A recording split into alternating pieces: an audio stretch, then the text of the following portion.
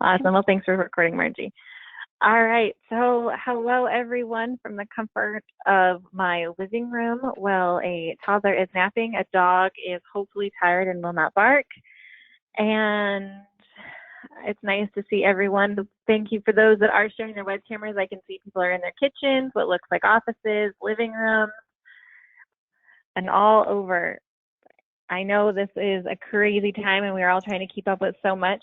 So we hope that this will help understand where we're at. What we are going to talk about today is really our emergency procedures, trying to answer some questions that have come in, and some information on parent referrals. Just know that this is changing as things are happening within our state. And so this is different than what it was last week versus what it was actually yesterday. So we were going to do this yesterday and things changed for our state and our system. So now this has changed. So we are using NACCRRAware and potentially going forward. So just know that I hope that you guys give us a lot of questions around things that we can follow up on, because I think we're still processing exactly how we're using the system and how we're going about all of this constant change, and how we can limit the amount of changes that we have so that when the state of emergency is over, we have less detailed data cleanup that we're going to have to do in the NACCRRAware system. So just that's just our first little plug of information, because we really want to make sure that that is heard. Nextly, I was hoping if people can help monitor the chat and let me know if there are any questions that kind of come through, just so that we can make sure we identify them as we move on. So firstly, I have to say is you're all doing a good job. We know that this is so hard and there's so many moving parts, and that's stress on everyone in every community, no matter if you are home, if you are still working, if you have families that are first responders. It's a lot, and I fully want to just say that everyone is doing amazing, and I appreciate everyone having a lot of grace and working really hard to really support all of our communities. And my big kudos to everybody. And I know from our team at TRI, as well as ELD, and even all the CCR&Rs, everyone's doing amazing jobs. And I just want to start off on a happy foot, because I feel like we need it right now, because it's no longer sunny. It is now raining, and we are all inside our homes, and all that good stuff. So that's my beginning of the day. So the agenda is we're going to talk about an update that you all should have heard about yesterday around the child care field and the system.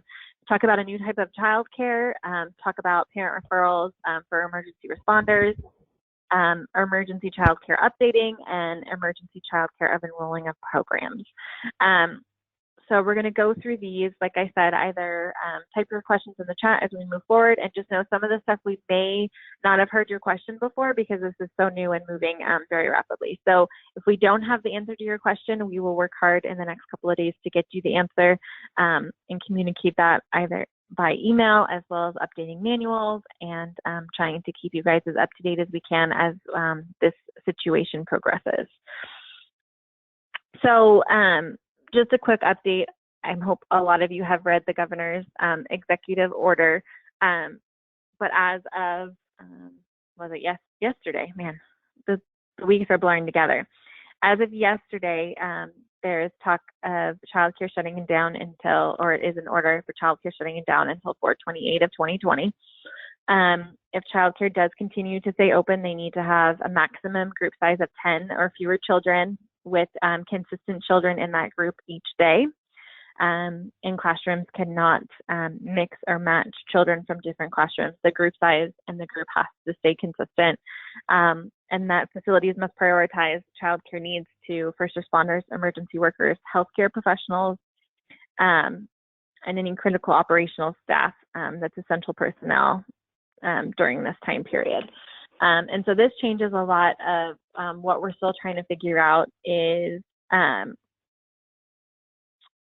really how we're going to track it in NACCRRAware in terms of capacities, and how we're going to move through this during this emergency. there are a couple questions in the chat, and I'm hoping Margie or someone from ELD can help me address about the ratio for in-home providers. I'm going to assume that it stays the same if it's a registered family, a group size of 10 or smaller. And then my understanding of stable, Kristen, is that they are the same children that show up to that program consistently, but they don't add in a child for a day and then they leave, those kinds of things. But I'm going to turn it over to Margie or Lisa or someone from Office of Child Care that may be on to help clarify that. This is Margie. Just so you know, Miriam is putting together the temporary rules regarding this and more details. So what you have in front of you is what we have. And you will have more information. We will all have more information later on, hopefully today. So I would suggest just doing the best you can to support that. And we'll hopefully have more details really soon. Thanks, Margie. Yeah, it's just something we just want to make sure that we kind of started off with letting you know how we're moving and why we're moving that way. So what is going to be changing is Jerry has added in a new type of care, which is going to be emergency care. So in NACCRRAware, when you are in the provider side, there are options for family child care, center-based care, and such. And so now we have a new one called CCC emergency care. And this is really to try to get at the fact that we want people searching for emergency child care, and it's really to update our online searches and also to really help us work on not having to update every single record in NACCRRAware. And I see your question, Sarah, about is CCC different from ECC? So in NACCRRAware, there are specific codes, and the codes are CCC. We can't change that. It's hardwired to the system, but we can add the type of care that it is. So it's coded CCC emergency care, just because it's how it's coded and has to be in the system. So this process is currently, this is to help us and our system work on better understanding the providers that are doing emergency child care, as well as getting child care referrals out to families. So when it's forward facing on our online web searches, it's just only emergency child care is being shown as open and available care at this moment in time during this state of emergency. We are working on working with Office of Child Care to align with what they have come out with about the provider application, letting them know if they are emergency child care. So this is hot off the presses as of this morning. The form is now up, the site application for emergency child care facilities that has to do with in-home. I'm going to open this real quick. Can everyone still see? Hannah, this is Lindsay. Yeah.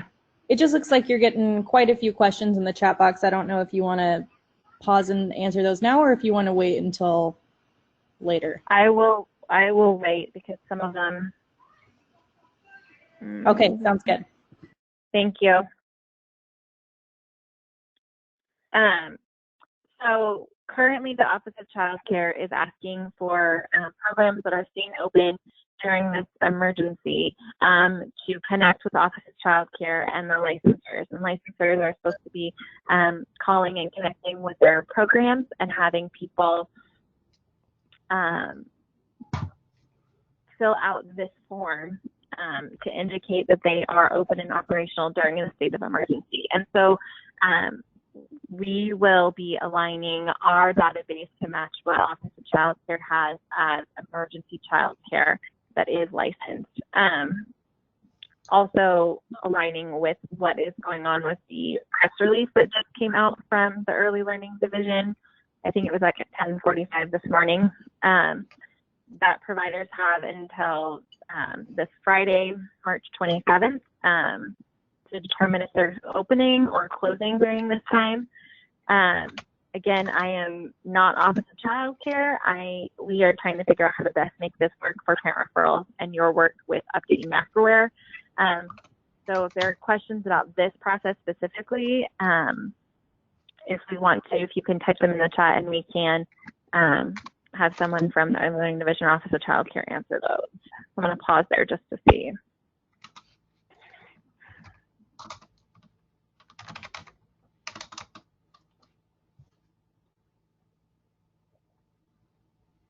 Okay, so I don't see any questions coming in. I do see a couple questions about how does it include all programs that are open for emergency care? I'm trying to see what questions.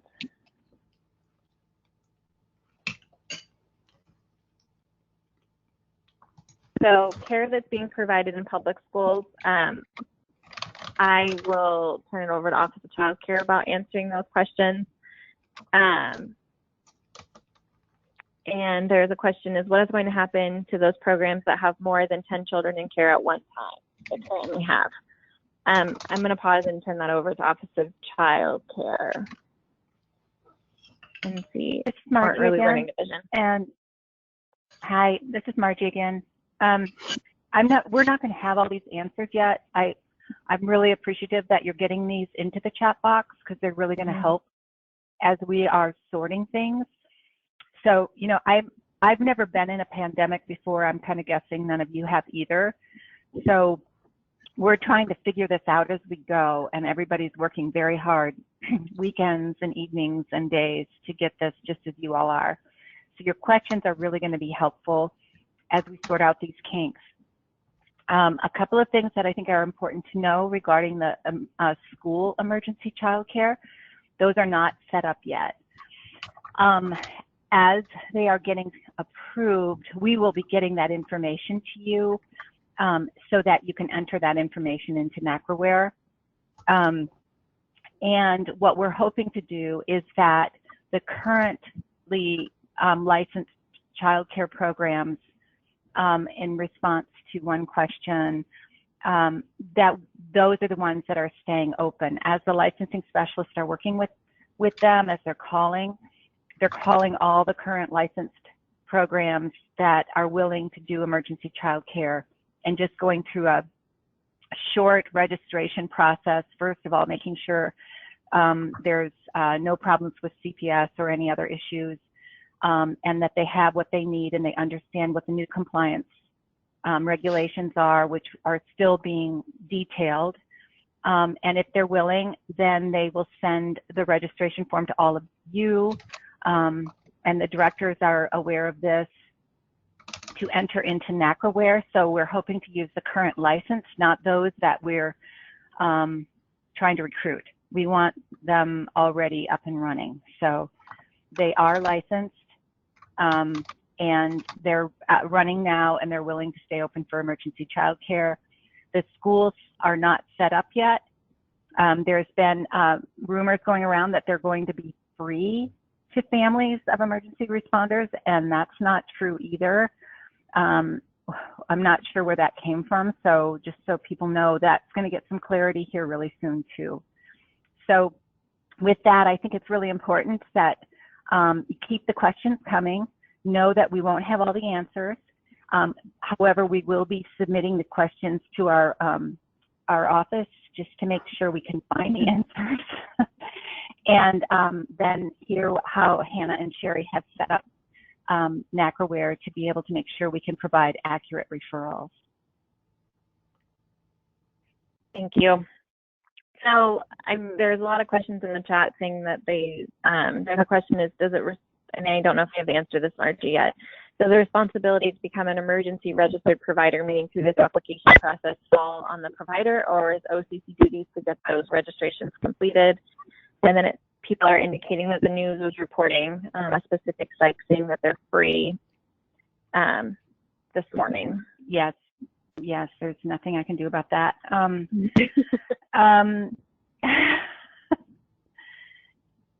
And it's the licensing specialists who are helping them get registered to be emergency child care.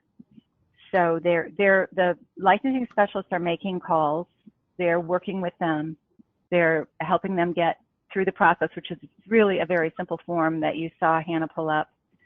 And that's what we're going to do. So it is the licensing specialist.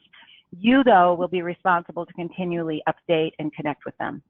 So you'll want to call them next week. Do you still have vacancies? That kind of thing. And Hannah is going to take you through on how to do all of that. Okay, and then Christine, thank you for letting me know the station. I'm going to let our communications person know. So, okay, great. It was a specific site. Oh, I see. So just so you know, if a school can get their teachers in to provide childcare, which is not always the case, they may or may not be able to provide free care, but that's not a given. So just so you know that it's not a given that all of these sites will be free. So I saw a question from Carmen in the chat. When the licensor receives the completed registration form, it'll let the CCR&R know about emergency care, and it'll be their responsibility to change it in NACCRRAware, correct? So Carmen, what we are able to do on our end is we are able to do an automatic update of all the programs that we have license numbers for and match them and do a system-wide update. So we don't have to go in and touch every individual record. So we are going to hopefully connect with Office of Child Care and hopefully get all that information if providers have it by Monday. So we can do an automatic update in the system to everyone to emergency child care at one time so that we're not spending system time going in and updating those. I think you will be aware of it. And if they maybe come in sooner than that, go ahead and update it. But we are wanting to make sure that we are really intentionally using time and we can do a big system update. So that is the plan, to do a large system update, and then you will be able to go in, search your providers, and then update according to that. So that is the plan, because we want to make sure that we are being as efficient as possible as this is changing. And with that, what's important to understand about the type of care change is that on our searches, we are trying to move to only searching for that type of care.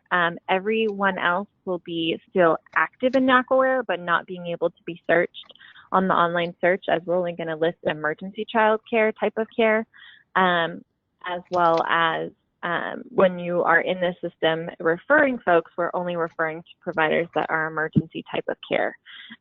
So it's just a new added piece because we don't want to go in and update every single record in the system during this time, because we need to be able to take it back after. And so this is our way around being able to do that.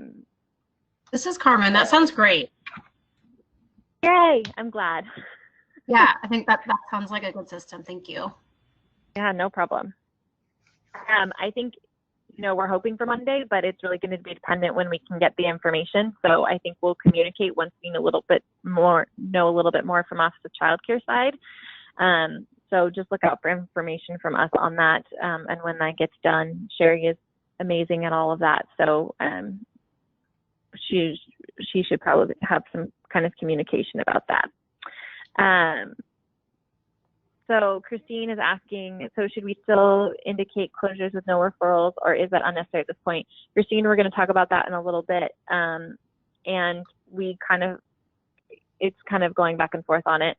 And then Heather asks, is it possible for some providers who wish to be emergency child care with not be able to continue, or who will tell them licensing? Sorry, Hannah. So what I was saying is that if people want to apply to be emergency care and licensing feels like, is that just open? Whoever says they want to can, or are there going to be people that get turned down? And then if they get turned down, who's going to communicate that? Okay. I'm assuming licensing will communicate that, but I have no idea. I think that's a good question. I think we'll take that to licensing and seeing. It will be licensing. Okay. Yeah. If a program has already closed and wants to reopen for emergency care, how will OCC be calling? Will OCC be calling them too? I'm assuming they're calling all of their caseload, Margie, is that correct? Yes, they are. They're calling their caseloads.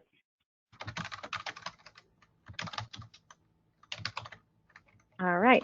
Okay, so on to how this will change parent referrals. So we know that CCR&Rs over the last couple of years have not been doing parent referrals, but we know we want to go with no wrong door, and we want people to be able to do referrals to emergency childcare. So what I am going to show you and walk through the procedure on what you need to enter in those pieces is what is going to need to happen after everyone is updated to emergency childcare. So next week. So we're trying to make sure that we're training to what we're going to be doing moving forward. We know that right now people are using the ECC marker in front of business names, and that's still the process for right now if you're doing parent referrals this next week until the new type of care is updated. But we really want to make sure that we have people really thinking about how we're moving forward with this. We're trying to get ahead of the curve a little bit. Fingers crossed. So what's important to understand is, Margie, there's no like raise your hand option or anything on here, is there? Wanted to kind of get a sense. No, there isn't. Okay. Not that I know Getting of. used to, Sorry. That's all right. Just getting used, no, that's fine. Getting used to all the different online web platforms. They all have different things. So, and I don't want to bombard the chat box. So I'm hoping for those that are on camera, can you raise your hands and let me know who has done parent referrals before and walk through the screen? A few of you. A few of you. Okay. So what you see on the screen is going to be the information that you would be the bare minimum that we would want to have entered for a parent seeking parent referrals. So I'm going to talk about each one of them, and then we're going to walk through it on in NACCRRAware right after this, and kind of walk through a parent referral side of it.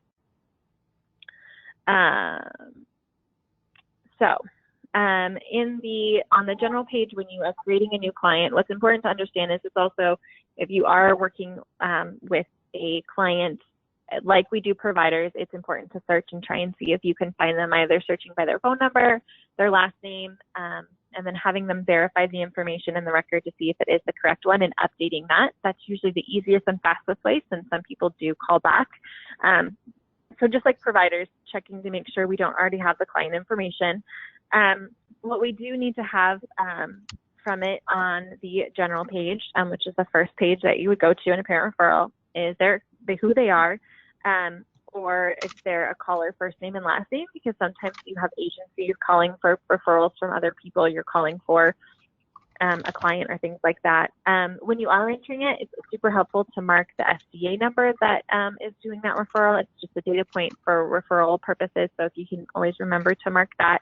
And the most recent contact, if you are doing a new referral in an existing, you would delete and then put the most recent date if you talk to them, say today, the 24th of March.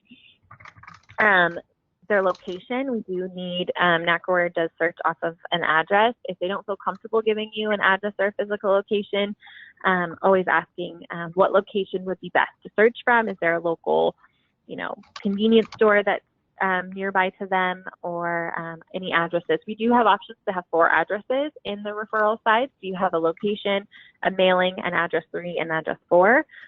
What's important about those is that sometimes parents indicate that they want it from their home, they want to search it from their work, they want to search it from grandma's house and somewhere else. So entering all those addresses can be really helpful in the back end in terms of searching for care from a specific location. If you are adding multiple addresses, if you could put in the comments in the bottom of the general page and say address 3 is grandma's house or something like that. Sometimes it can be helpful if they call back. So if someone else does take the referral or talk to them from 211 or the R&R, people have that information. We need to know how to contact them. Phone number, email, and then the new piece that we're really looking at during this time specifically is really that client information section, which is the case type and client type, which you should be seeing on your screen now. So this is just a screenshot of what we want to have filled out when we're really looking at doing referrals at this time, if you are working with those populations that we're hoping to work with, which is first responders or emergency responders. So we do want to track how many potential first responders we are accessing for the client referrals. So you would put it as a case type of emergency referral, and then if it is a first responder, please indicate the client type. So this doesn't mean, I mean, we also know that right now most people that are calling for referrals are in desperate need of childcare and in those essential work situations, whether it be a first responder or someone that is working at our local grocery store, working to produce our food, all those kinds of things. We just want to make sure that we really check that. So I'm going to pause there and see if there's any questions in the chat that have kind of come through.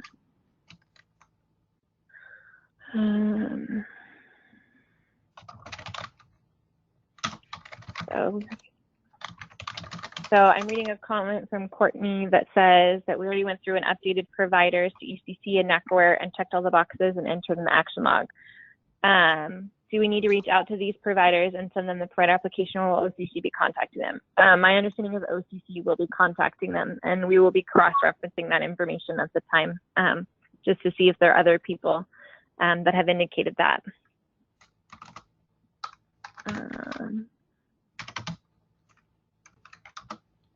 Lisa is asking about, can centers have more than 10 kids?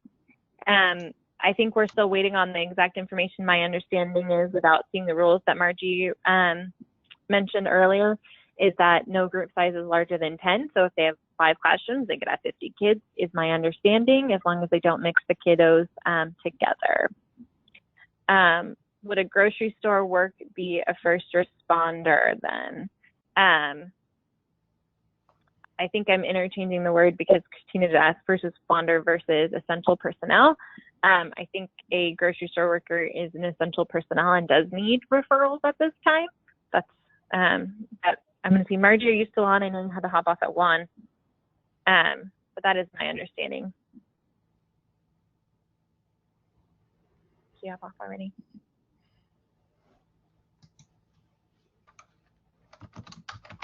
Margie might have hopped off already. We'll clarify that. I'll follow up. Hannah, this is John. Yes. Hi, John. Thank you. I wasn't listening at all. What was the question? The question was, I was talking about how we also do have other folks that need referrals that aren't necessarily a first responder, that are technically essential personnel, meaning people that are working in our grocery stores, food, production, those kinds of things, and that we should still be doing referrals for those folks as well, correct? Yeah, and I actually think that it makes a lot of sense if we can get first responders children to programs that are sort of targeting them specifically, and then sort of the other essential personnel, I think, are really potentially tailored to the programs that are sort of opening up their doors for that purpose. I mean, for emergency care, but that they might have a mixed group in a mixed setting, because I think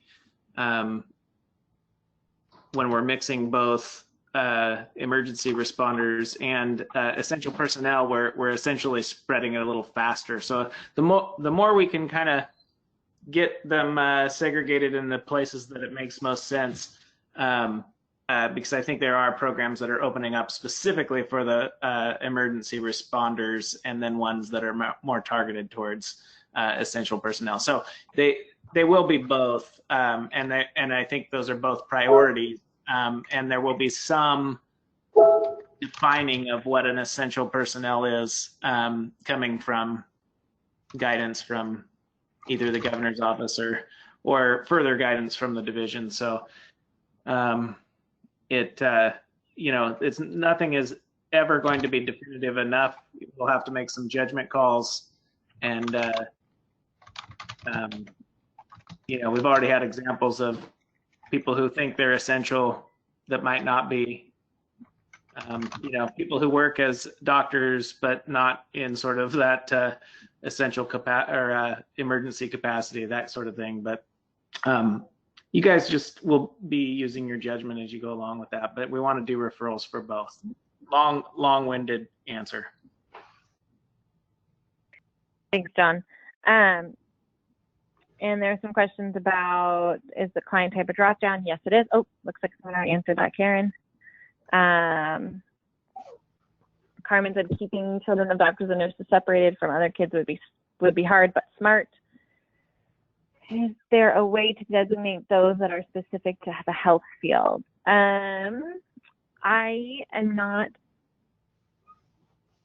entirely sure how that is working. I think it goes to the application on OCC, so I think we'll have to figure that out. And I'm going to look at Sherry and see if she has anything to say about if we could add that anywhere specifically within the emergency type of care moving forward next week. Childcare remains closed. I am sure I could find a place for it. I'll just have to think about it.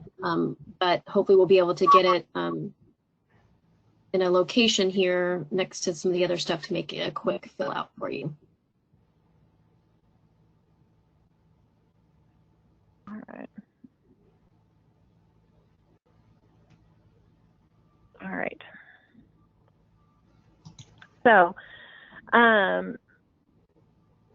so after that information is entered, when searching for care, getting the best information you can that the parent is willing to share about the child's first name, the date of birth. We use the date of birth to help really search the age range in which the provider is willing to care for. If the parent does not feel comfortable sharing the date of birth, asking the child's age and coming up with the date of birth, if necessary, is okay to do. That does happen sometimes. So if that is something that the parent does not, or guardian, whoever calls, does not feel comfortable with, just know that asking if the child is over the age of 2, under the age of 6, just so that we have some general space to know that if a provider is not serving infants at this time, or those kinds of things. The days that they are needing care and hours, check the, you would select the type of childcare as emergency childcare. In that area, there are other ones like family child care center based, but as moving forward, we're just going to be selecting emergency child care type of care when that is up and implemented. But we are only searching those that have registered through the Office of Child Care, and that we have information for.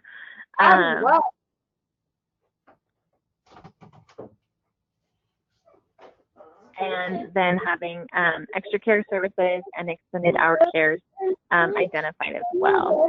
She was putting my head really hard. She was really pushing me on the bars of her bed. That's not okay. You both, you need to take a shower, okay? And tell Ellie she has to stay in her room until I come out.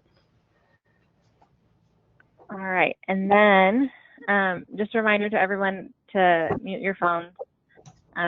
Just in case. Additionally, there is other information you can select for the child, asking about the language that is needed for the family, language of the child, any special needs or other information the family has indicated when looking for childcare. Just making sure that we are collecting as much information at this time. I don't know from those that have been doing referrals at this time if that has really come up, or those specific pieces, but really the more information we have, the more accurate we can be in this. And just know, I think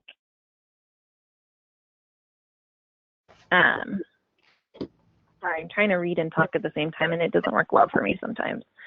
I know I lost my train of thought, so I'm going to go to the comments real quick. Can providers stay open if they have essential first responder children but still have other children up to 10? Don't need the answer now, just want to put it out there. I don't know, Sunny, but thank you for putting it out there. I wonder if we could do an ECC emergency and ECCF for emergency and essential. I don't think we want to divide it. Heather, are you saying like dividing out the types of care so that emergency goes to those serving first responders in the health system, and then the other type going to people that are working in? Yeah, I was just wondering if we could, because now we can kind of search it based on that CCC piece, and I'm wondering if we could figure out a way to label them separately so that we could, because a lot of times we're not even getting parent calls, we're getting calls from hospitals and different places that want big lists, and we're being told to give them those lists. And so I'm wondering, So I was just thinking if we could separate them out and go, okay, this is emergency only care, or I don't know. I was just trying to figure out a way to be able to search and keep those two things separate. I think that's a good idea, Heather. Thanks. I'm going to look to Sherry and then also to ELD because I don't know how we're collecting that on that end in terms of the registration piece. So I'm not sure how that's going to fold out. So I'm going to pause and turn it over to them.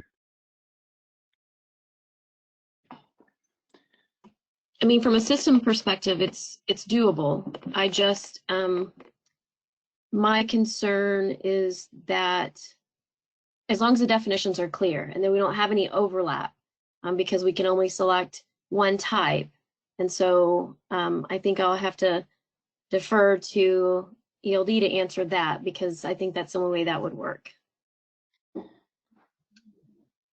So this is John. I don't know if I'm the only ELD person on here, which would be sad. Because for everyone who's here, I just make up stuff. So was the question really, are we able to create a distinction between emergency providers that are doing this for essential personnel versus emergency responders? Is that sort of like, because I don't know that the division is really collecting a differentiation there. And so it would make it difficult for, I think, us on this end to be, trying to categorize that kind of stuff. Or, I mean, I suppose there could be, I'm just thinking, I suppose if people were interacting and doing additional updates, you'd be able to make those distinctions, but I'm not sure that we can get to that level from the information that the Office of Child Care is gathering. So, I mean, and so we're thinking that people are going to self-identify what type of personnel they are. There may be somewhere else for us to track it, and not in the type of care. So I'm looking at the form that they have to see if they are. I think there's that's any way on this. I was thinking about how John said that he wanted to encourage people to go to those first emergency places. And I'm assuming to make sure those are getting filled up. And okay, so I'm gonna call this gal back. I don't know. She was freaking out. Yeah, she's okay. She was on that list. Yeah, no, I see what you're saying. I'm not seeing anything on the form that Office of Child Care is collecting about it to help us indicate any way of knowing if it really is. And I guess, and this may be not true in every community, but I think there are definitely programs that are opening up in healthcare facilities or right near those facilities that are in partnership with existing, sort of centers in the community that are really focused on that emergency personnel kind of stuff. And I think in your area, you will probably know which ones those are. And so you could most likely assume that many others are trying to get, care as sort of essential personnel too, and that you might be able to direct the parents that are truly, trying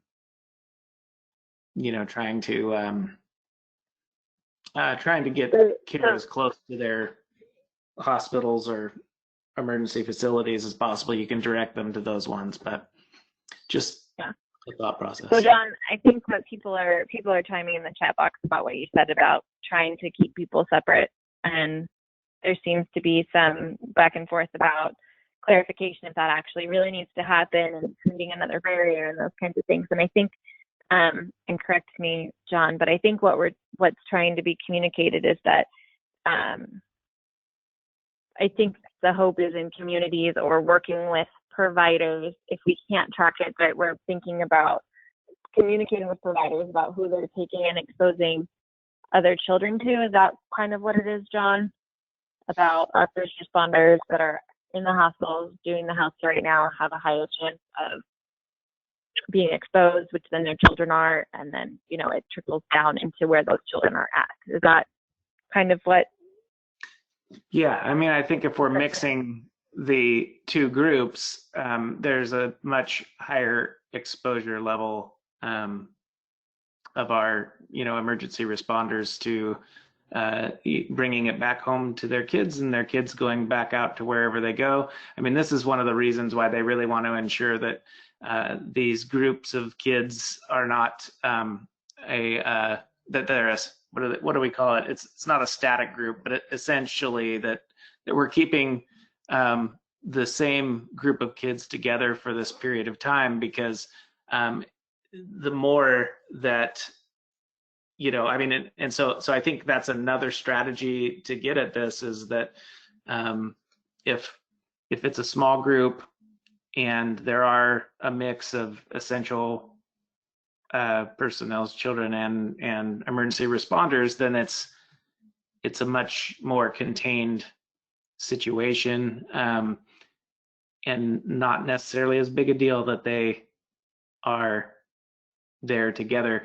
And I think there's going to be families that are very worried about, sort of where their children are at and who they're interacting with. But I think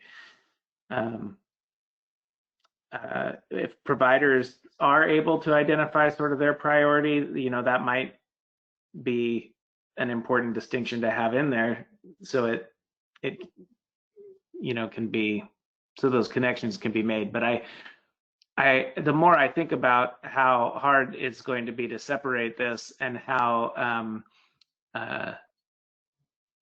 that feels to an emergency responder, if you're like, oh, well, these 5 providers aren't going to take your kid.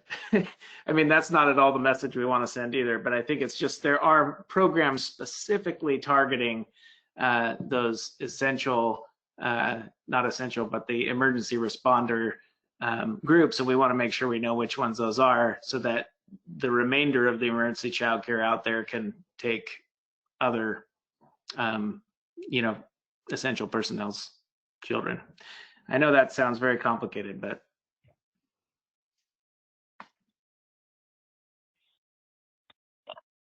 so I think what's important to know is that I think all of us are still trying to really determine how this is going to be, and it's been evolving daily, if not hourly. And so we are giving you our best thinking and information that we have, and keep typing in the chat so we can kind of take back and ruminate about how we're going to do this, because I think that it's been really hard to really kind of figure this all out as this has been evolving for our whole community, all of our communities. So just know we are trying our best to try and think about this, but I'm going to keep moving on because unfortunately some of the stuff we just can't answer right now. So and I hate that feeling, but that's just where we're at. So going back to parent referrals, reframing us, when we look at the third page in a parent referral, it is the statistics page, and that has to do with information about the family. And right now, what's really important, anyone see my typo? ERDC, please. My apologies.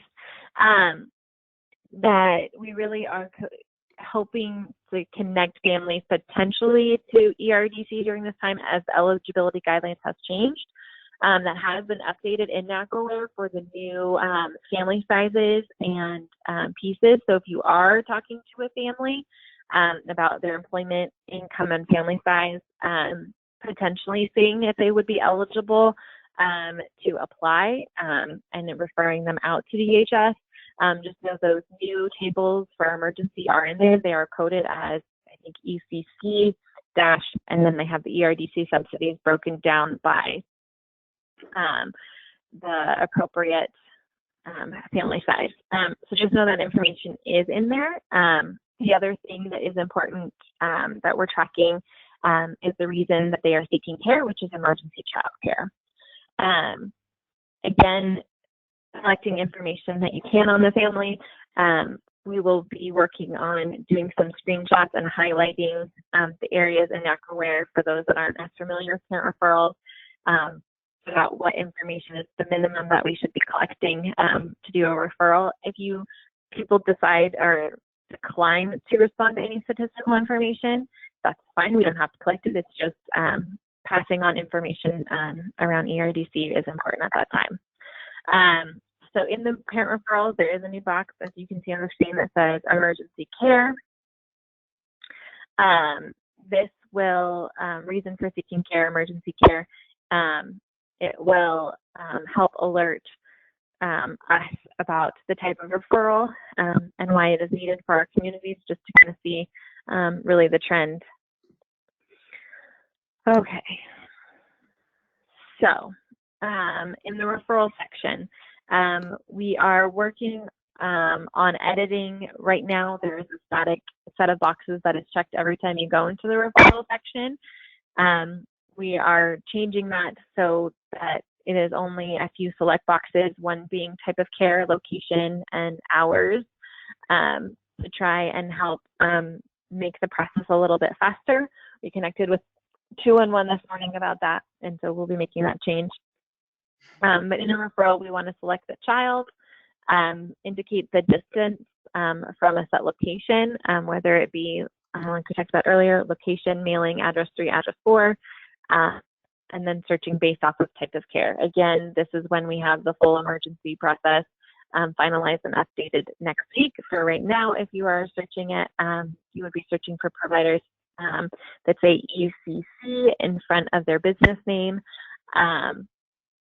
as well as there are some additional queries that you can search off in that moment when looking, if you want to dive in a little bit deeper. So I'm going to pause there and see if there are any questions in the chat box.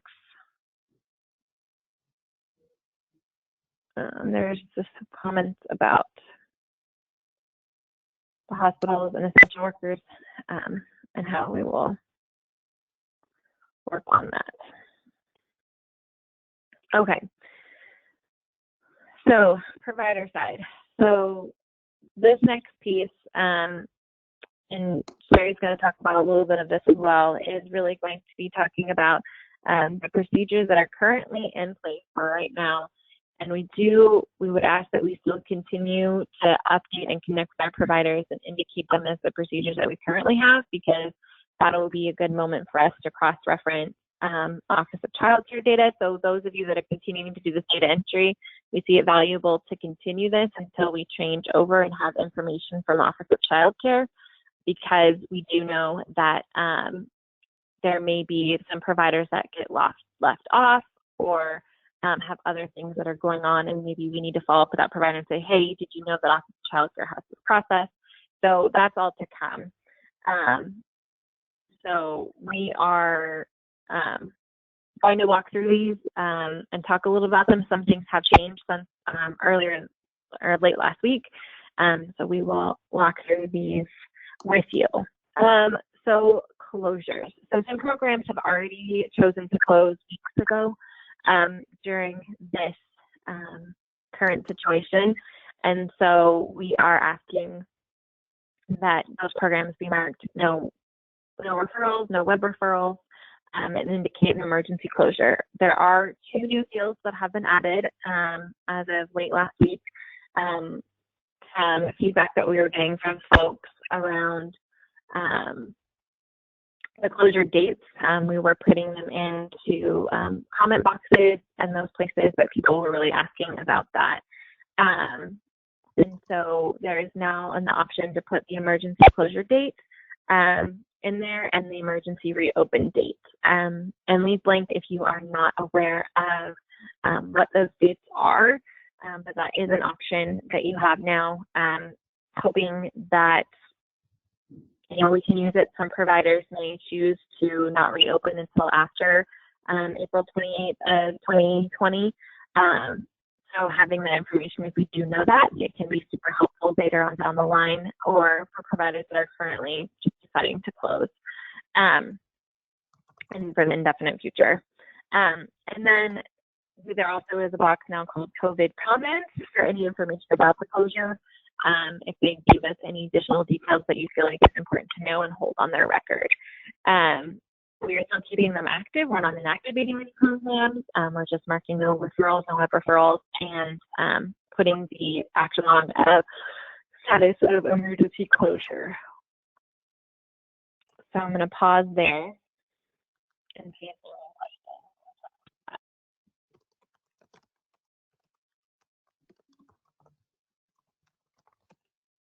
And I just want to, this is Sherry, I just want to add in, right now we're not worrying about going back and entering any of those dates. These are, or moving comments around. These are just fields going forward that have been added. So don't worry about the data cleanup piece.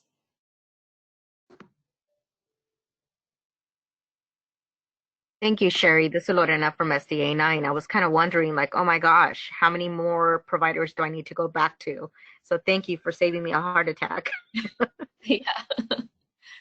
Yeah, as we move through this process, there are going to be new fields and probably slight changes here and there. And depending on the urgency, we'll either be able to do that cleanup ourselves, or we'll be doing it when things slow down a little bit.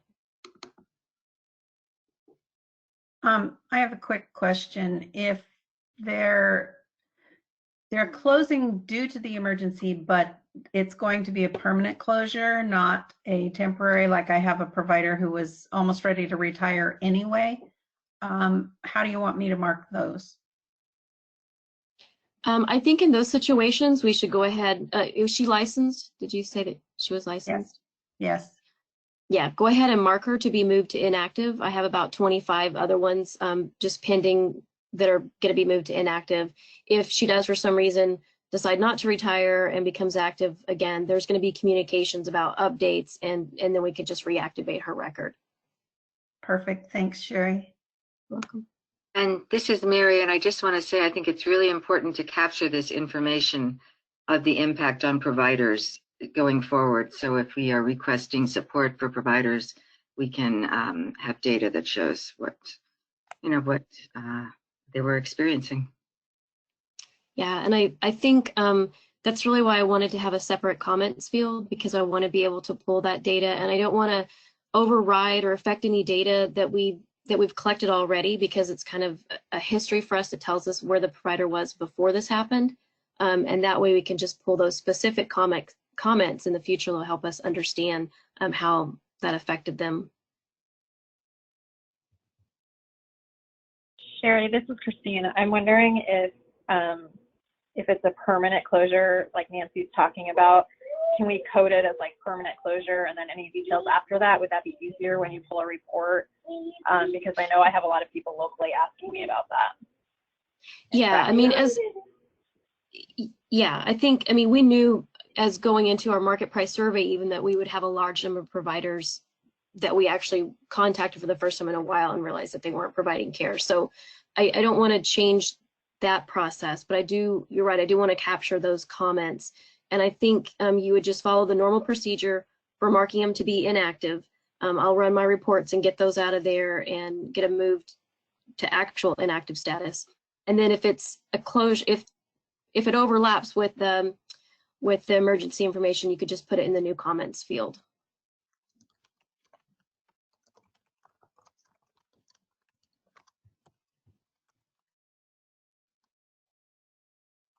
Carrie, if I continue on, do you want to talk about the next one? Sure. I'll do the questions real quick. Okay. And then I can do the next procedure. So we've been getting emails about questions and been collecting them as as this has been changing and evolving. And so some of the answers to the questions changed as of yesterday because there's new direction. So we've heard from providers that they won't open until the next available date that they can open. We just say follow the emergency procedure, indicate an emergency closure date and an emergency reopen date. If you are hearing of providers doing that, if you have time to go in and update that record and let us know, but also know that we are checking it against the Office of Child Care piece as well, assuming that most providers that are don't come from that. And then some people talking about how they have providers that will be open for emergency care starting in the next couple of weeks.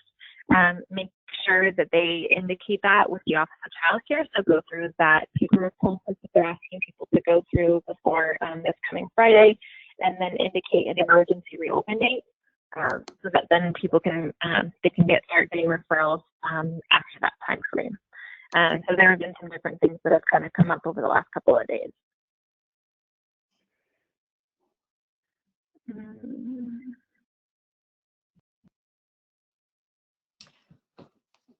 Okay, so so far we've been collecting this information from providers that are still doing care, they're open, and they're able to take on additional children. So these are the ones that we're putting the ECC before the name. We may or may not be continuing to do that based on what we learned about the type of care. We have, this is just an example, and I've been going back in and doing a little bit of cleanup. If you can try to remember to put the quote or the parentheses, great. If there's a few that were missed, I'm able to go and correct those. Extended hour care, we're still using the emergency checkbox. And then when you get to the shifts page, even if they have multiple sessions, only update this on the first one. And you would check the temporary and emergency at the very top of the page if it's not already checked. And then also add the emergency capacity, which is towards the end of the page. You'll also be updating ages. And I know this is hard because some of the forms we didn't separate out infants and toddlers, so you'll have to sort of use your judgment on the available slots. And we're using the enroll column. Is anyone using that enroll column for anything else, or have you previously used it?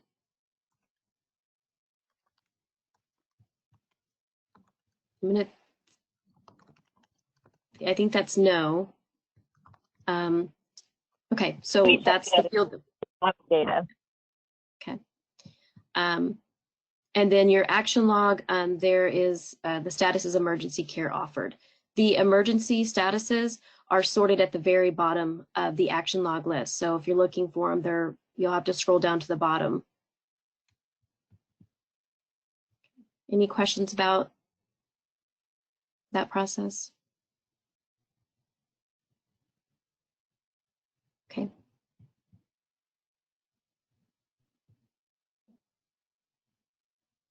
Yeah, thanks, Hannah.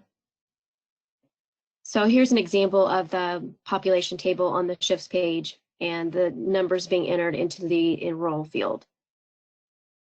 So no more than 10 on the capacity. And we're waiting on more information on that.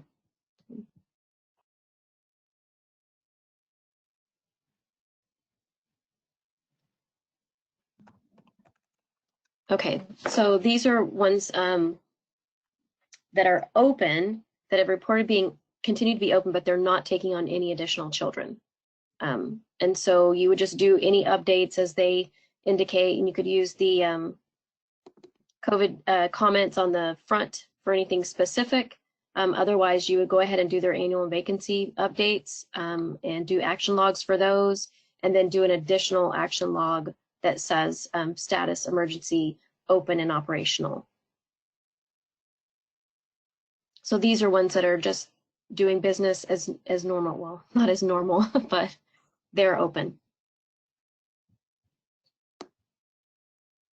Yeah, and this process is currently what we have, just to mark who is currently open, and that will probably change as of next week when people have to submit those forms to Office of Child Care. So just know that that is just a piece of it. So.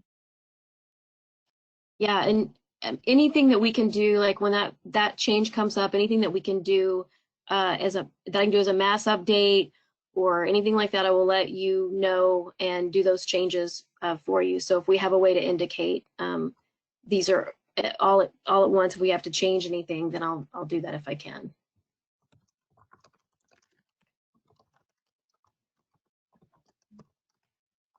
Okay. There are some questions in the chat. There is still some confusion on this around if programs have to close. So it says, so programs can stay open this week, but starting next week, they will close to only provide emergency care, correct? Were you asking me that question?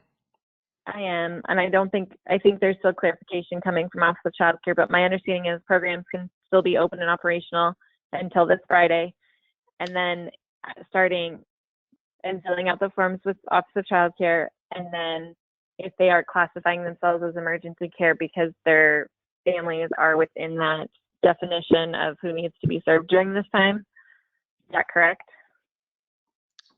Yeah, so there's definitely going to be some additional guidance, and especially to help providers understand what the distinctions are around all this. But essentially, childcare, just for the general public, is being told that they essentially need to sort of cease doing regular childcare for people who need it for employment and otherwise, and sign up through the process to be sanctioned as a emergency childcare program. And then the wording that was in the governor's executive order specifically speaks to the providers needing to prioritize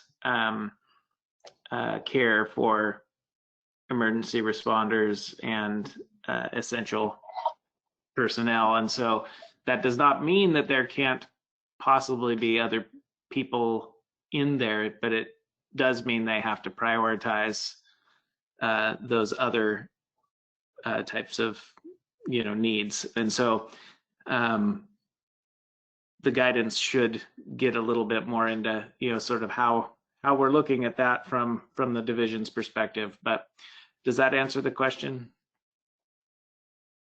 I think it does, and there's a few more saying, clarifying, and I think more information is to come, and these are questions that we can take back to Office of Child Care. So there's even saying, so this week it's business as usual, and next week it's either open to emergency care or closed. But I think people are just looking for that additional guidance of really defining that. Yeah. So this is Mary, just so I'm clear, and I'm sure this has been said, the designation of emergency childcare comes from licensors and then is entered by TRI? It'll come from Office of Child Care to us when they're done with their data entry, and we will update it as to who we have record of from Office of Child Care that is then done this application that's currently on the screen about an emergency child care facility. So yes, so we will update it once we have that information from the Office of Child Care directly. Thanks.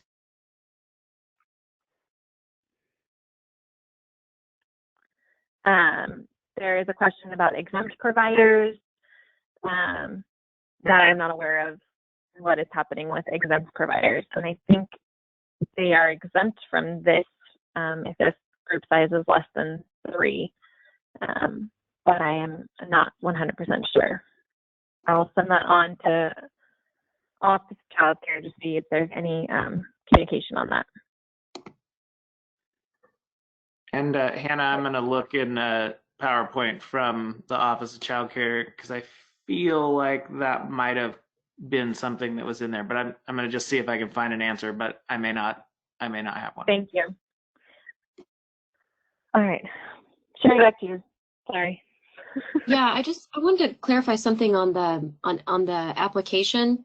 The CCR&Rs will also be receiving notification when those applications are approved. They'll receive that notification directly, just so they can have it instantly.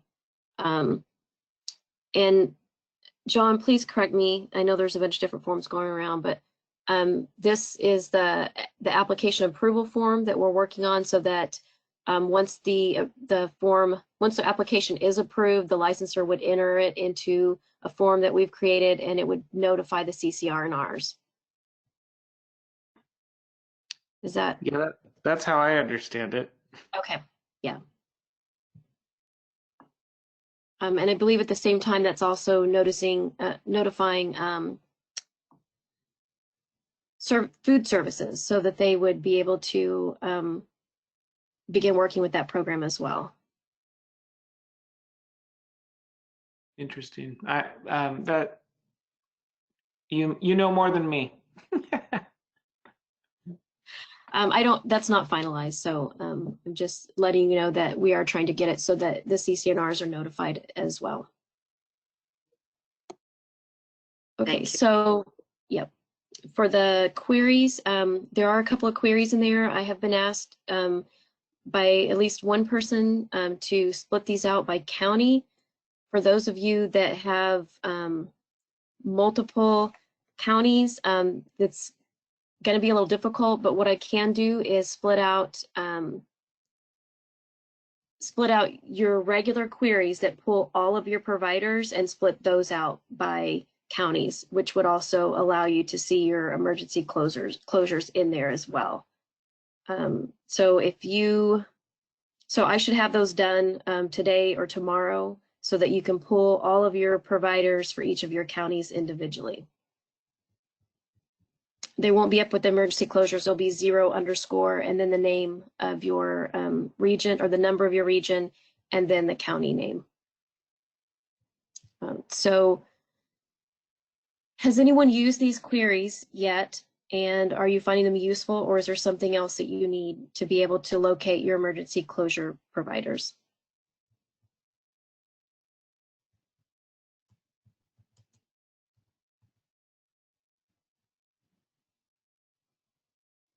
And actually, Carrie has a question in the chat box that I am not able to answer.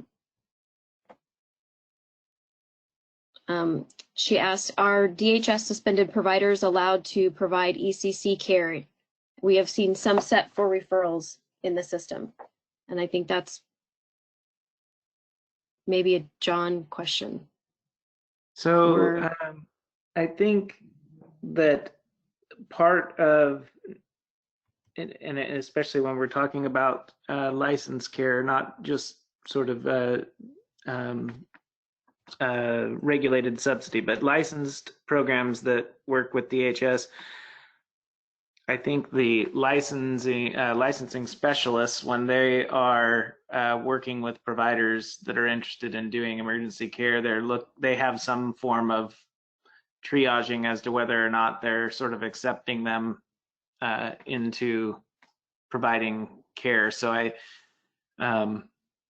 that if that's one of the criteria, it would potentially affect their ability to provide the emergency care. But I don't know exactly what the level is that they're or the threshold as to what gets approved and what doesn't. But there will be some programs that try to provide emergency care, and they may be denied and told to wait until all of this is over. Okay. There's another question in the chat box about, is it appropriate to print off a list of all emergency providers to give to parents, or do we need to go through the client process for referral? My only concern with printing out those lists is that we have lots of changes going on, and that's, I would be concerned that they would expect that list to still be valid. I don't know. Hannah, what are your thoughts on that? I mean, it's not something normally we recommend. No, I mean, we've never recommended printing out lists and just handing them out. So I put in the chat just to please provide a referral with basic information, you know, and filling in gaps where you can. It's going to give us a better look at what information is going out and really how many people are really needing this emergency information. That's really what we're trying to determine as a state is NACCRRAware is our way to capture how many people are actually accessing or asking questions about emergency childcare. And if we're just printing a list and handing it out, we're not able to capture that information. So I would ask that if you could at least put in basic information, even if you're not getting a full picture. But generally that way we have a track of, you know, information given to a client so we can track it and know really what the capacity has been and the workload for our system. So, okay. So, yeah. Yeah, I know it's hard because we want to do things a little differently in this situation, but we will be reporting on all of this, and so it's important we capture it. Yeah. And we know things are changing just as fast for all of you, and so we appreciate you sticking with us as we figure this out and say a lot of times that we don't have the answer to that. It's been really challenging. So,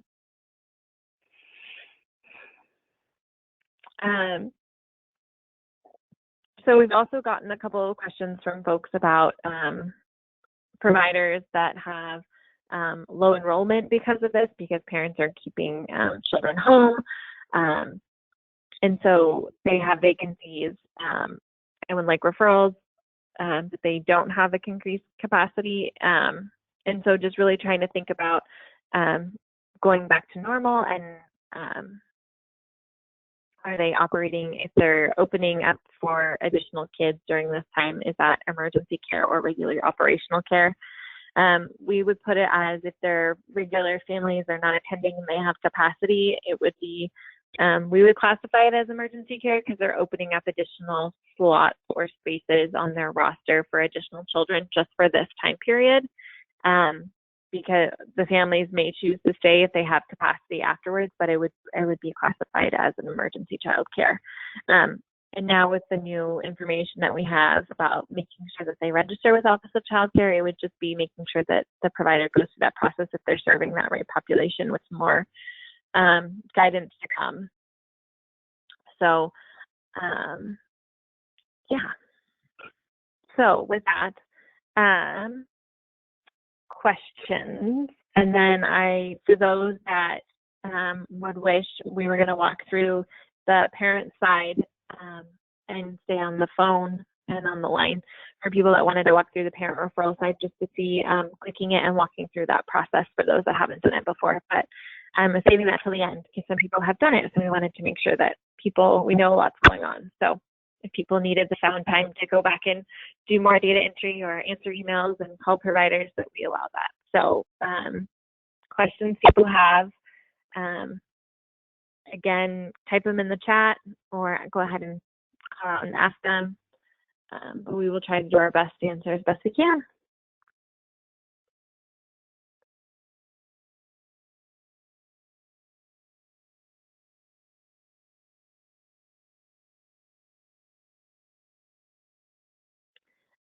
Sherry, there's a question, is the deadline for MPS still the end of March? I do not know. We were kind of had already thrown out there that we might need an extension before any of this happened. And so we previously were looking at possibly a 2-week extension. I have not heard from OSU at this point about market price survey. I think they know the situation that we're in and that we're focusing on other things at this time. So I will try to find that out this week if we are going to extend or cancel or how that's going to work. And they may not have an answer either, but I can at least give an update and just let you know that that communication from them is coming. Christine writes in the chat, it's nearly impossible to get rates right now. Yep. Brenda says the only children that should be in care will be first responders, emergency personnel, essential workers. Is that correct? I think more information is coming with direct guidance for providers from the Office of Child Care based off of the governor's order.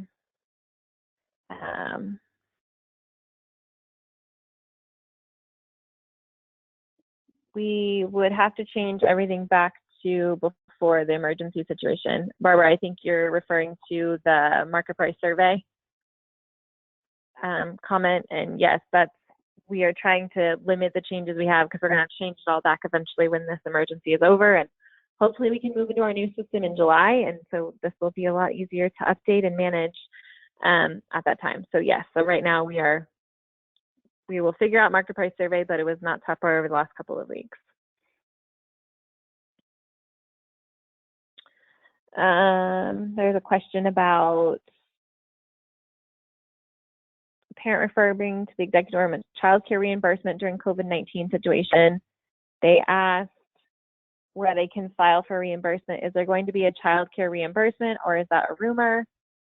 They referred to a specific article in the executive order. Is there any, hold on, sorry, keeps moving on me. Is there any information, any guidance that anyone can provide? I'm going to refer to John on that, see if he knows anything. But this is the first I've heard about it.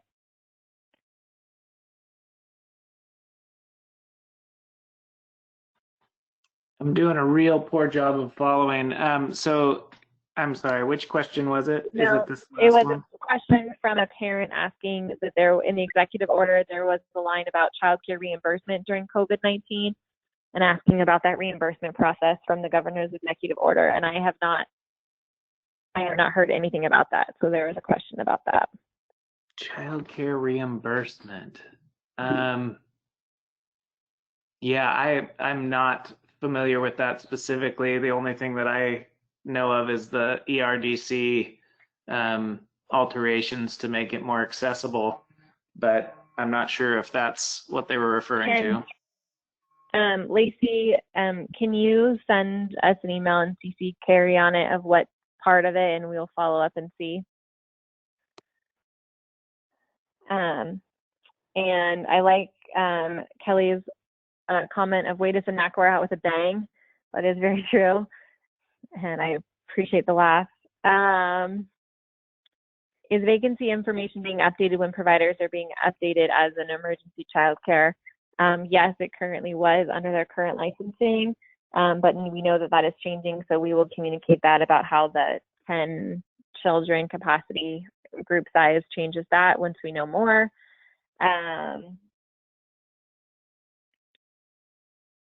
There is no ERDC copay in effect now. I would refer to the DHS update. It is on our groups on the TRI website. We put it in the CCR&R folder with all the updates on DHS. I do not have them memorized, but I believe there is no copay at this point. Correct, John?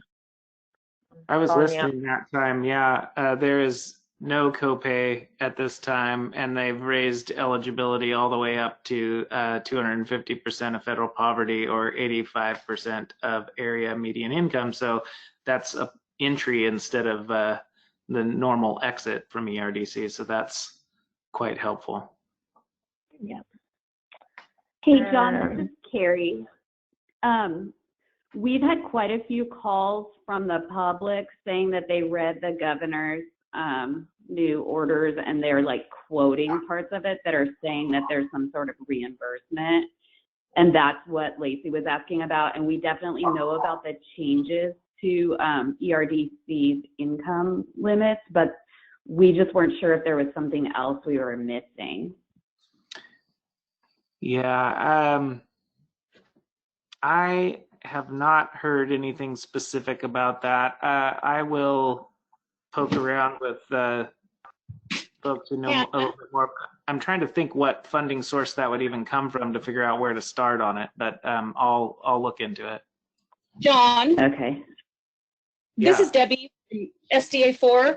If it's being referred to around DHS care, there's a line in the expanded ERDC policy changes that say if you already made your copay for March, you should seek a reimbursement of that from your provider.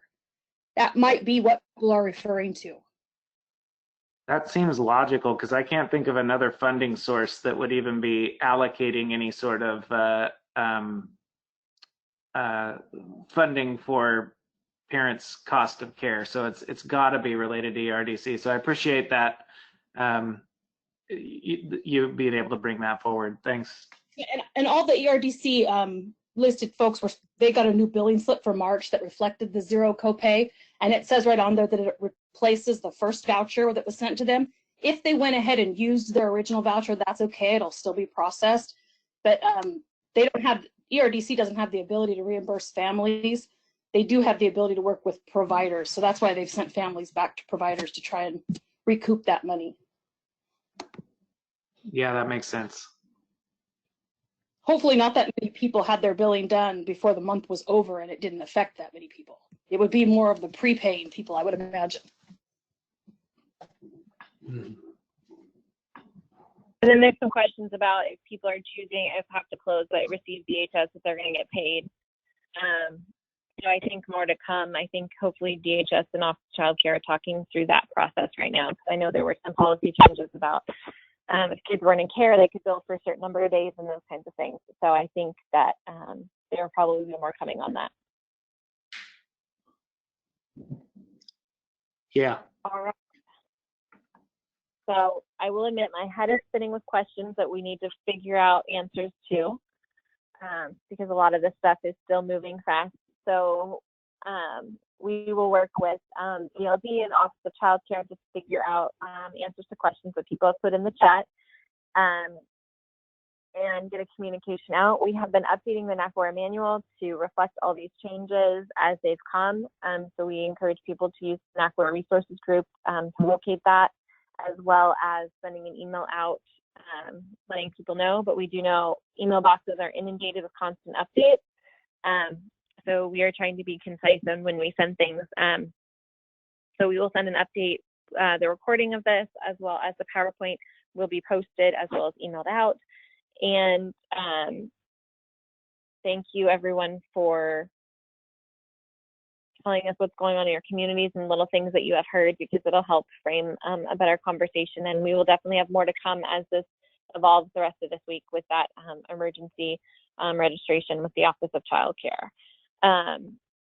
If you would like to stay on, I will walk through a parent referral in that process. But if you do not wish to or have done it before, please go ahead and enjoy some found time, about a half hour this afternoon. And we will connect with you soon. And we are here just like you all. And stay healthy, stay safe, and give your families lots of love.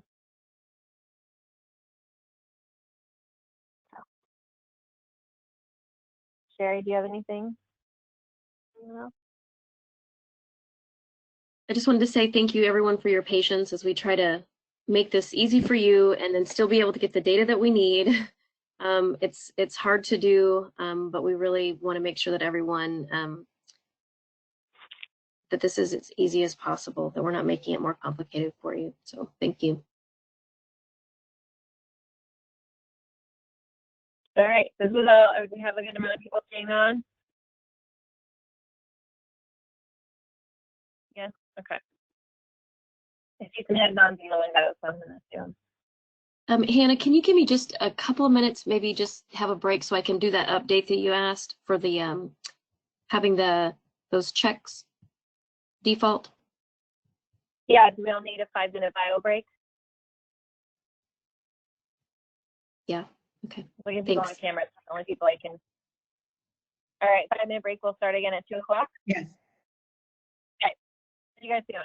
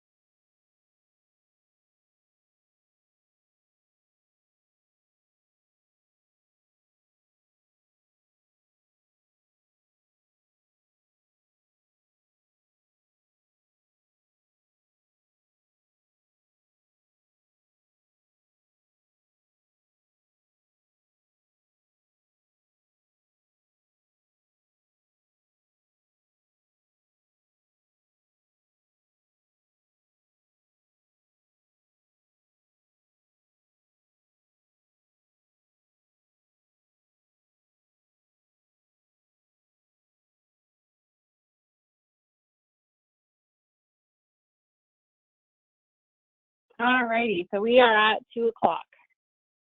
I hope everyone took a quick break. I was going to take a break and walk away, and then I ended up just sitting here in the quiet for a minute. How that always works. You're all alone, Hannah. It is. It is quiet. You should enjoy, because I don't imagine you have much of that right now. I don't. And, you know, luckily children are adaptable, but this is a big transition for everybody. Yes, it is. Yeah. And Sherry just let me know that they have lost power at their house. Transformer just blew up down the street, so she will try to get back on through a hotspot. Then I'm going to tell her to stay off.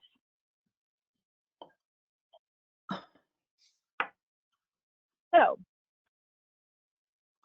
well, hello everyone. Thanks for staying on for this last piece of this. And I know that everyone is super busy and has a lot going on. So I will say hello.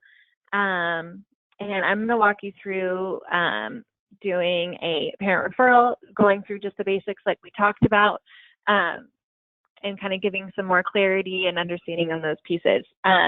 Just know that I'm going to walk through as if the emergency child care piece is set up as a type of care, and then we will look for it and just go from there.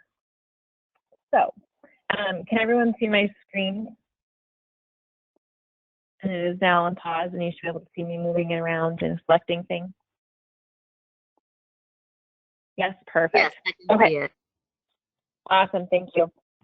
Let me try to pause it during the break. So, so can anyone actually, can people type in the chat if they have not done parent referrals before?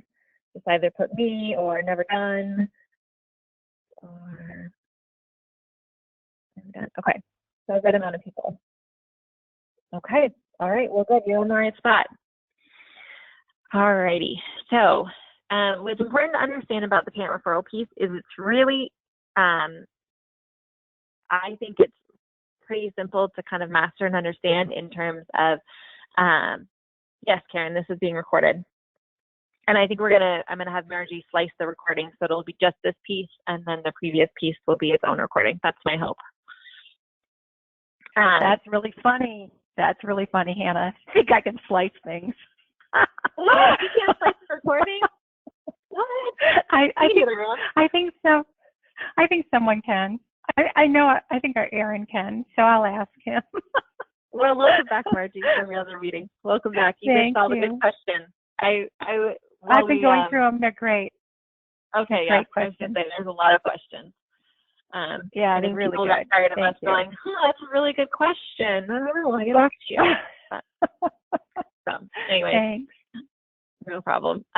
So the nice piece about the data entry part on client is it is very similar in the layout to a parent, to a provider referral.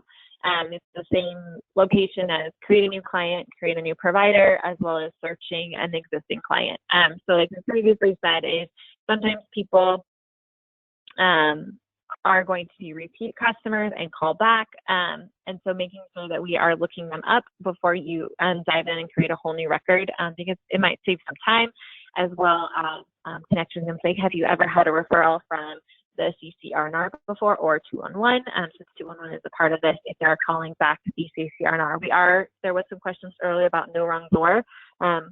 211 is still the primary, and if you see on all of the press releases, it says parents go to 211.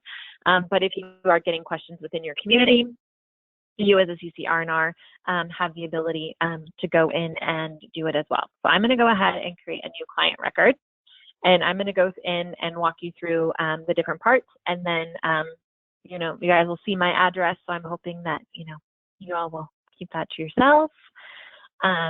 And create one for myself. So when you're connecting with the parent, asking who they are, their first, last name, and if it is someone calling on behalf of someone, you do have the ability to put in the caller's first and last name to address any kind of communication and those information. SCA is something that you would fill out when you know where they live and what county they're a part of. But if you do know the calling from your region, you would indicate your SCA number. I know that I live in Region 3, so I'm going to indicate Region 3. And my most recent contact, again, this can be overridden. So if there is ever a, if it is a repeat customer and you're updating any information, you would delete the most recent contact date and put in the date of which you are talking with them and verifying information. Location, this is when we talked about earlier, as you have a location, you have a mailing address, address 3 and address 4.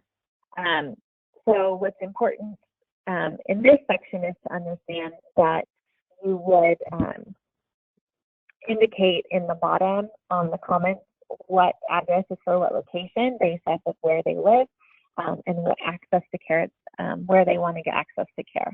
So I'm going to input my address. The city is a drop down. Select your city and get all the way down. And Salem. And then zip code, enter your zip code, and then your county, again, is a drop down.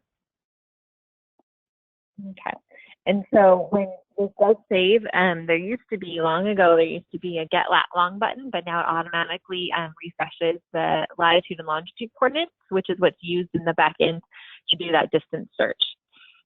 If I was wanting to find care from where I work, I could put in an address, a separate address, so you can search from 2 different locations at the same time, just to see what access to care people have.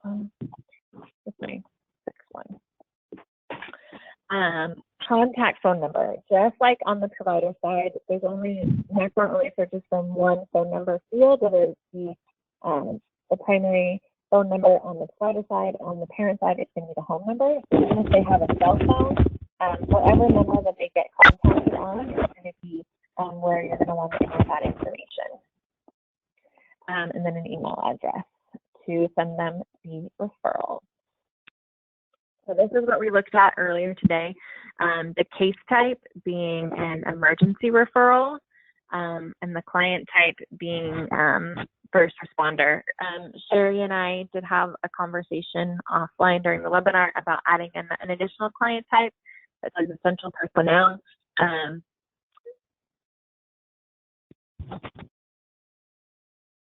Sorry, I'm getting a phone call, which I never get phone calls on my cell phone. And so having that be a part of the client type. So we will communicate more of that when those questions are determined. And then you do also have the option of saying the client status. If it's a new client or a previous client, in this case it would be a new client.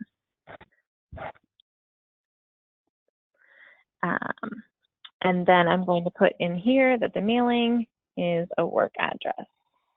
And I'm going to save. All right, any questions on the general page? For our smaller groups, rather unmute yourself and ask, or type it in the chat. I'll give it just a minute to see if there are any questions on the general page.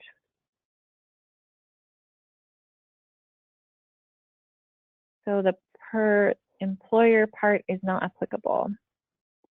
Valerie, are you referring to the client section of this? Do they want the employer? We don't, to my knowledge, we don't need to have that information. If they offer it and you can track it, you can put it in, but I'd never fill it out. So I think we just really want to know the case type is what's important. Additionally, and the client type. So the other piece is that if you are doing referrals after this, and it might necessarily be in the emergency, there are other options like the client type is they are receiving, they're part of the jobs program, they're receiving TANF, they're military. So there are lots of ways to classify the type of client that they would be in terms of the referral. So, but for right now, we're really looking at that emergency referral and emergency responder. So from here, this is the entry for the children. Now, you do need to add, and this is when searching for a previous client comes handy, because if they have multiple children, you're going to enter the information multiple times per child. So in terms of the child's name and age. So I'm going to put in my dog's name and his date of birth.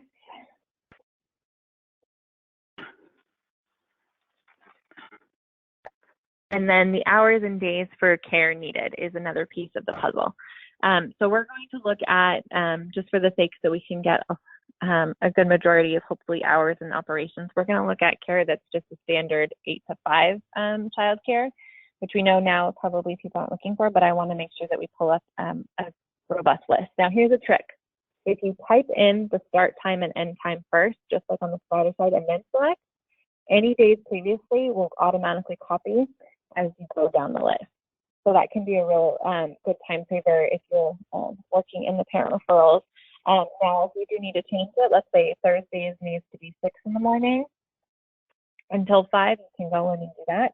But if majority is a consistent time frame, you do have the option to enter the time, then check the little blue box, and then you can continue down and check it. We are wanting temporary and emergency care. We are wanting the type of care to be an emergency child care facility.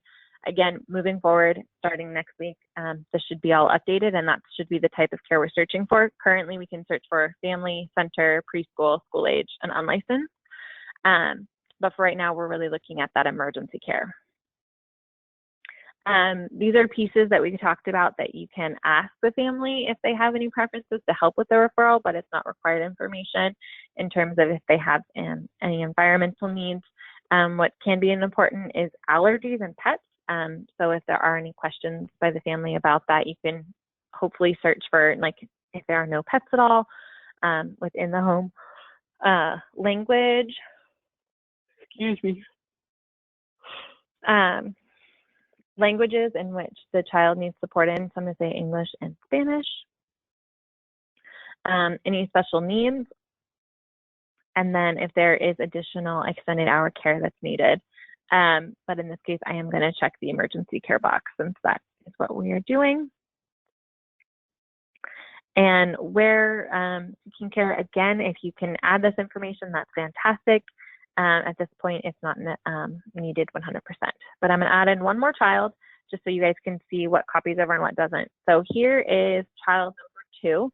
As you can see on the top, child number 1 was filled out with the name, and then child number 2 until the information is filled out would stay blank.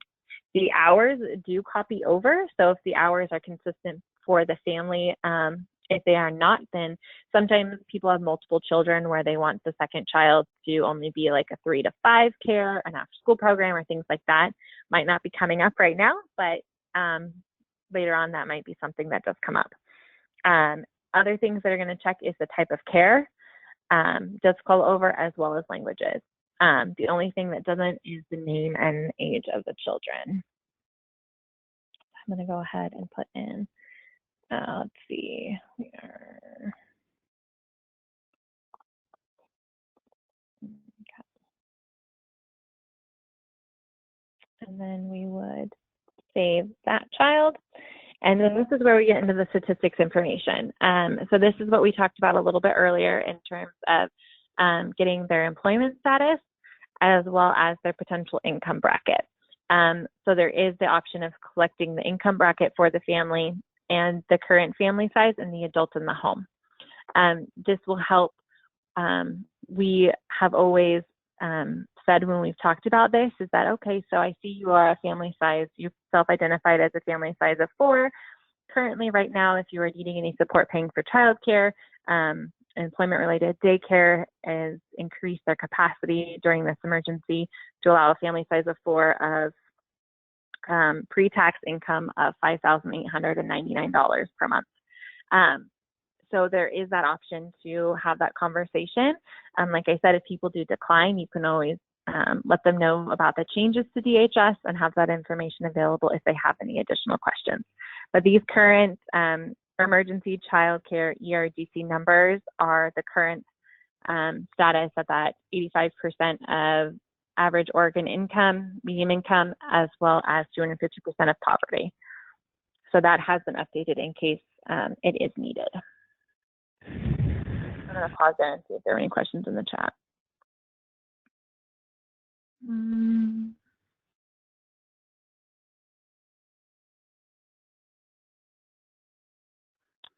Dory, these are monthly. I'm assuming you're talking for ERDC. They are monthly income, so that's pre-tax. So before taxes come out, before their take-home. Sometimes people refer to it as their take-home pay, and it is their pre-tax income, or their gross salary is what you could call it. So I'm going to say 2 adults.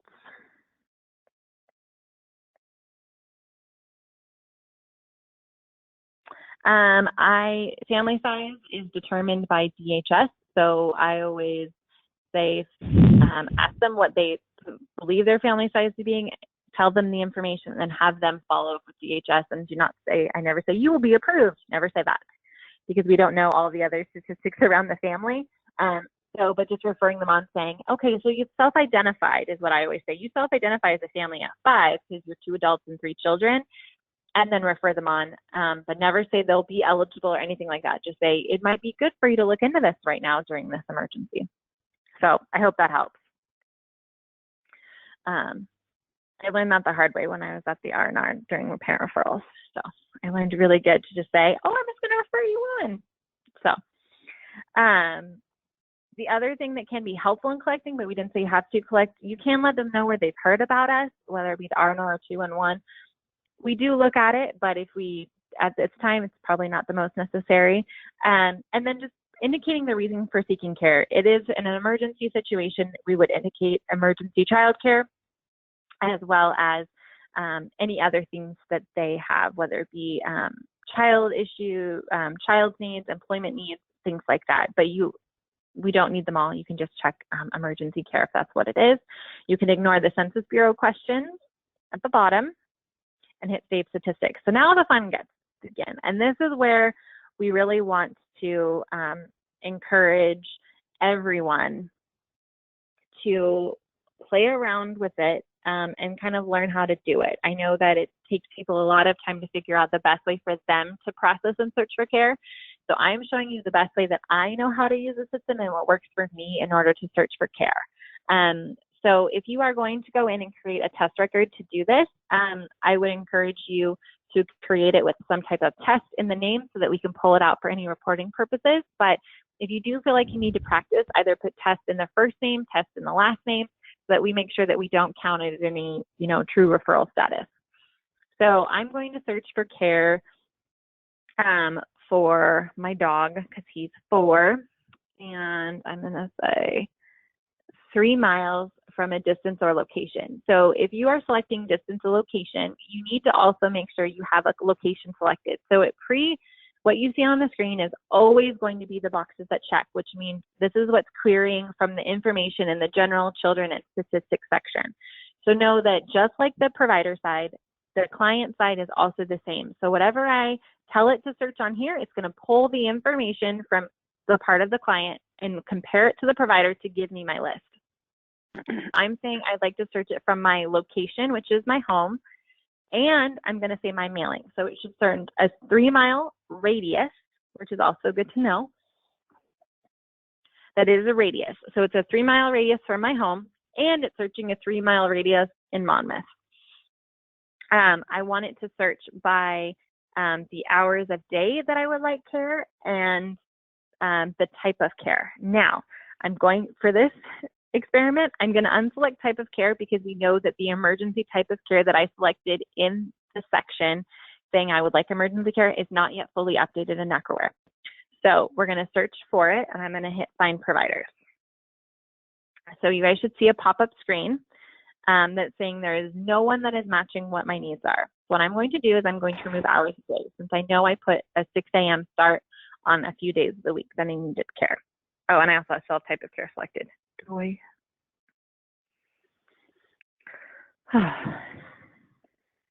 It said unselected and I selected it. So according to this, I have 40 matches that meet my location needs. I didn't select any other needs I have. So you can choose to go through this list and click through and try to find ones to refer to, or you can add an additional layer. I'm going to add in the days of the week that I need care, as well as the hours of the day. And I'm going to find my providers again. This should pop up probably a smaller list of 11 providers. So I know, and what it's saying here, and it's important to understand, is that there are 3,285 providers that are available statewide for referrals. 850 of them failed the address, so they weren't within the region that I needed them to be. And then 2,424 failed because of the hours of day. And so matching me to only 11 providers. That means it matches for my location and it matches for my hours of day. So it's comparing all of those and giving me the list of ones that are just in my area that would be able to meet my needs of hours of day and location, because that's what I searched off of. So currently, right now, as you can see on the screen, there are 3 providers that have ECC in front of their business name. This was how we originally started tracking emergency child care. So what's important to understand is that at this moment, those would be the providers that I would refer to. When we have our emergency child care type of care, hopefully it'll show up a list of all emergency child care, and then you can go through and weed it out. So these are all providers in NACCRRA right now that are open, operational, and accepting care. Now, we also know that some of them haven't been completely updated just because of the lag of data entry and the amount of data entry that has happened over the last week. So some may be offering emergency child care, but haven't been entered into the system. But there are a few providers on here that say that they will be doing emergency child care. So when you see this list, I'm going to say one more thing and then I'm going to pause for questions. On the very far right-hand side of the screen, you'll see that there is a column that says refer, and all these little blue boxes are checked. What you want to do is you want to make sure that you scroll down to the bottom and hit remove check. Because if you were to select save referrals, it would then refer all the 11 people that are on the screen and save them in that client's folder for referrals for them. So I like to make sure that I go through and remove all the checks before I continue and look through the record. So this is now the time where we would go through and look at the individual provider record and say, I'm going to look at Noemi's childcare. And so she's identified as emergency childcare. And she said that she has, and I'm going to go into her attribute section, and says that she has 5 available openings right now for emergency childcare, but they're for school agers only, is what she's looking like. So you can go in and get a little bit more additional information about to see if it would be a good referral for the family that's needing care. So you would go in and select each one. It is going to pop up. I have it set up to pop up a window. Sometimes it pulls up an additional page in NACCRRAware. So I encourage everyone to look at your pop-up screens just so that you know exactly how the information is getting out. But mine is set up as pop-up, so that's why you're seeing it pop up into a separate window on the screen. So this provider, again, has identified that they have available openings, and we're going to go down and see how many they classify as emergency openings during this time. And they are classifying 4 emergency openings at this time. So this might be a good one to refer. Now, they did not indicate in terms of what ages they were ability to take care for. So I would just want to verify if I didn't query by it in the search page. I would want to make sure and check and see what ages that they are serving. So they are serving 6 months to 6 years old. So this would work for me in my situation. So I would then go ahead and click refer on that provider record. So I'm going to select for essence of time all of the ones that say emergency child care, and I'm going to hit save referrals.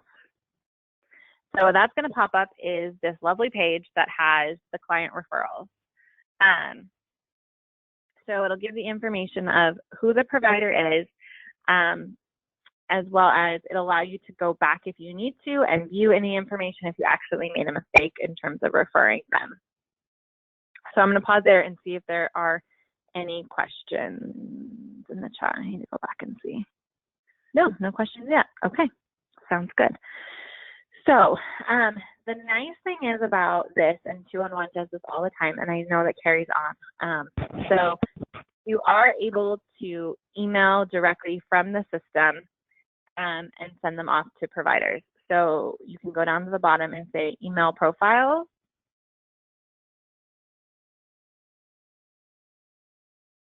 And it's going to set up an email, and it was going to say to who, meaning, and it's going to pull from the email address that's on the front page. It does have a default message saying it is coming from 211. You do have the ability to enter any text, additional text, and then send the email. There are attachments to this if you do send it from the system, being the finding quality guide and those kinds of things. If you do not wish to send it from the system, you do have the option to send it copy and paste and send it in your own personal email if you want to add any additional information about your CCR&R, but you do have the option to do it directly within the system and send it off to the parent. However, yes, Carrie is correct. If they do respond to the email, it does go to 211 and it would not go to you, which is honestly a good thing in the no run door because 211 is there as follow-up. So if they are responding to it, you could say on the phone, it's going to prompt you that you're getting this from 211. However, you got it from me. However, additional follow-up can be done by 211. So it does create a nice connection back to 211 during this time as they are there doing parent referrals. So that is a new feature that is new, and it has been up and going for probably about a year and a half now. 211's been using it. So that is a great way to just do it and send it off to the client, and then you can continue on with doing it. It makes it a lot faster. So do people have any questions about this process? If you do not wish to email it through because you want to have that connection, you can print the profile and then do a copy and paste or download the PDF, however you want to do it. But the nice thing is they are formatted a lot prettier than what they have been in the past. So I will stop there and see if anyone has any questions about this and open up the phone and people can just ask their questions if they need to.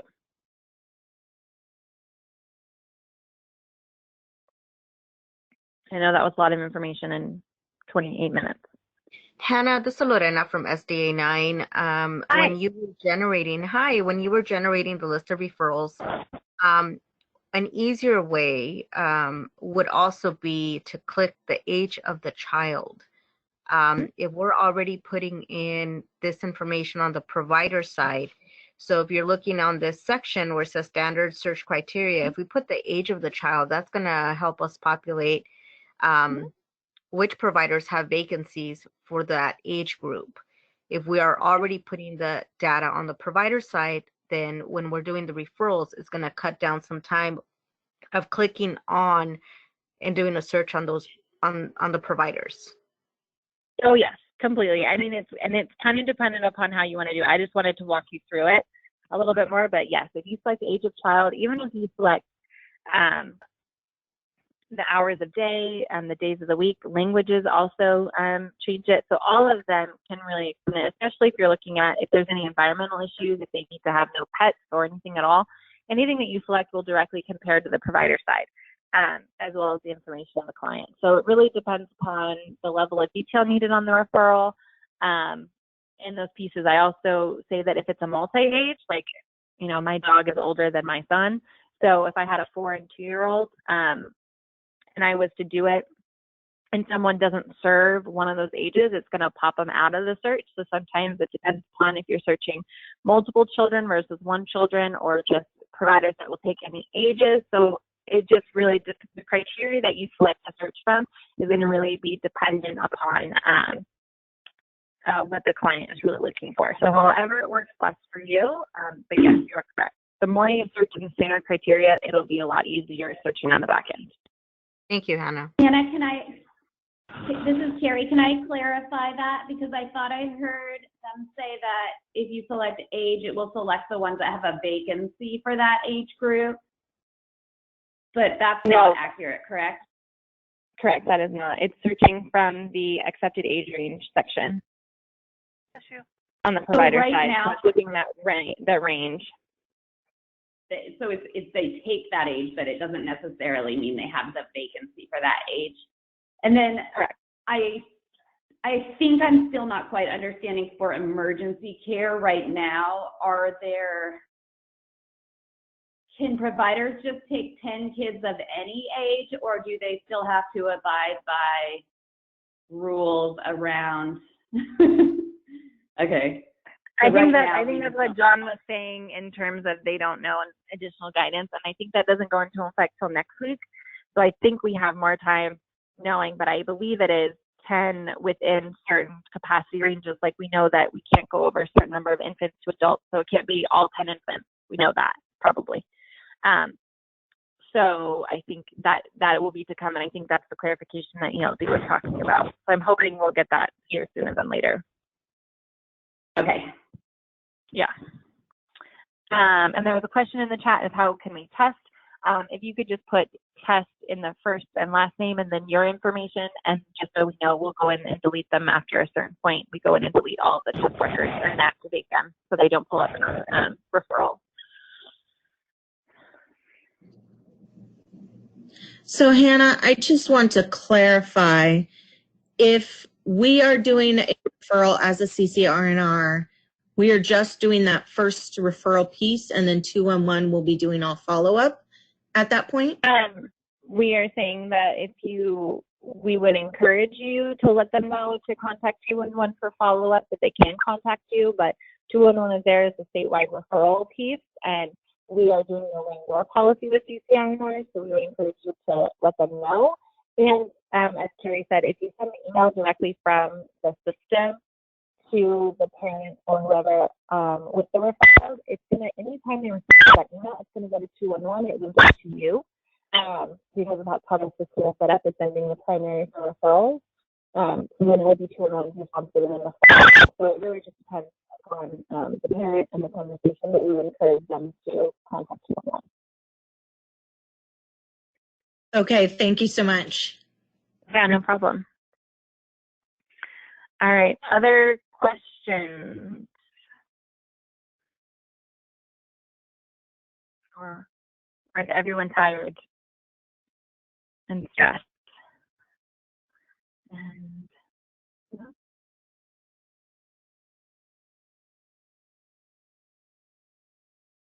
Okay, so there aren't any other questions. We are 3 minutes over. I will go ahead and say, have a wonderful afternoon. I think you'll be using a lot of communication. We have your questions in the chat.